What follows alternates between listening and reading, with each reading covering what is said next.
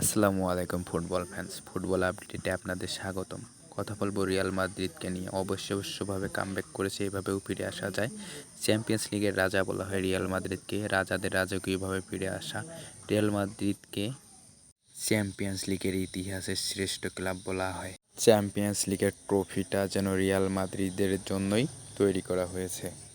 বর্তমান সময়ের সেরা খেলোয়াড় ভিনিসিয়াস জুনিয়র, ডিফেন্ডারদের আতঙ্কের আরেক নাম।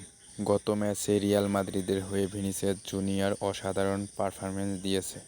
এক কথায় ওয়ার্ল্ড ক্লাস খেলা উপহার দিয়েছে। 2 ম্যাচেই ম্যাচ অব দ্য প্লেয়ার হয়েছে ভিনিসিয়াস জুনিয়র। এবারের ব্যালন ডি'অরের বড় গুরুত্বপূর্ণ দাবিদার ভিনিসিয়াস জুনিয়র। ভিনি বারবার বায়ার্নের ডিফেন্ডারদের বোকা বানিয়ে ডি বক্সে বল নিয়ে ঢুকে পড়ে। একের পর এক আক্রমণ করতে থাকে। রিয়াল মাদ্রিদের হয়ে গোলে অবদান রাখেন ভিনিসিয়াস জুনিয়র। প্রথমার্ধ গোলশূন্য ড্র থাকলেও দ্বিতীয়ার্ধের ৬৮তম মিনিটে আলফানসো ডেভিসের গোলে এগিয়ে যায় Bayern Munich. Alfonso Davies Rudiger ও কারভাহালকে বোকা বানিয়ে অসাধারণ একটা গোল করেন। গোল হজমের পর রিয়াল মাদ্রিদ আক্রমণের ধার বাড়ায় একের পর এক আক্রমণ করতে থাকে। তবুও কোনো ফল মিলছিল না।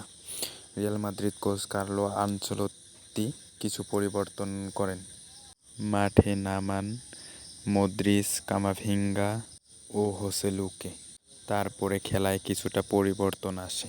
৮০তম মিনিটে রিয়ালকে সমতায় ফেরান হোসেলু। ম্যানুয়েল নয়্যারের ভুলে গোল খায় বায়ার্ন। তারপরেই বায়ার্নের উপর দিয়ে ঝড় যাওয়া শুরু করে। ৯১তম মিনিটে আবারও গোল করেন হোসেলু। এগিয়ে যায় রিয়াল মাদ্রিদ। বায়ার্নও সমতায় ফেরার জন্য মরিয়া হয়ে ওঠে। বায়ার্ন মিউনিখ সমতায় ফিরেছিল, কিন্তু রেফারির ভুল সিদ্ধান্তের কারণে তাদের আর ফেরা হয়নি। ম্যাচ শেষে অবশ্য টমাস টুখেল রেফারিংয়ের দোষ দিয়েছে। দিন শেষে রিয়াল মাদ্রিদ অবিশ্বাস্য কামব্যাক করেছে। রিয়াল মাদ্রিদ তার ঐতিহ্যবাহী কামব্যাকের ঘটনা এ ম্যাচেও দেখিয়ে দিল। তাদের রক্তে কামব্যাক মিশে গেছে।